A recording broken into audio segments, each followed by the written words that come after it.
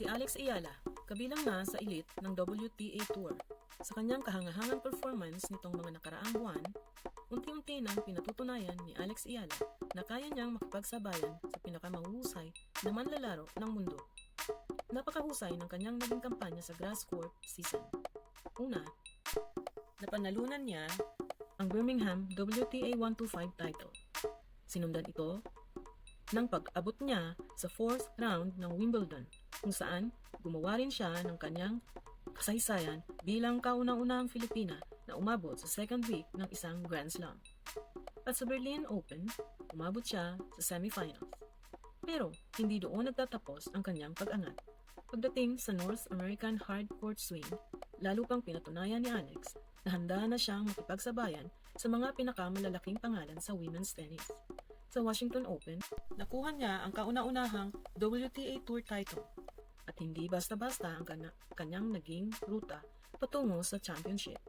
Tinalo niya sina Qin Wenjun, Leylah Fernandez, Elina Svitolina, Naomi Osaka at Jessica Pegula. 5 sa pinakamahuhusay na manlalaro sa mundo at isa-isa niya silang nalampasan. Sa finals, tinalo niya ang world number 3 na si Jessica Pegula sa score na 4-6, 6-4, 6-0 para makuha ang kanyang unang WTA title at maging kauna-unahang Filipina na manalo ng WTA singles title sa Open era. At dahil sa kanyang sunod-sunod na tagumpay, patuloy ding umakyat ang kanyang ranking. Ngayon, nasa world number 18 na si Alex Ayala sa WTA rankings. Dahil dito, nalampasan niya ang dating Southeast Asian record ni Yayuk Basuki ng Indonesia at Tamarine Tanasugarn ng Thailand na parehong umabot sa career high na world number 19.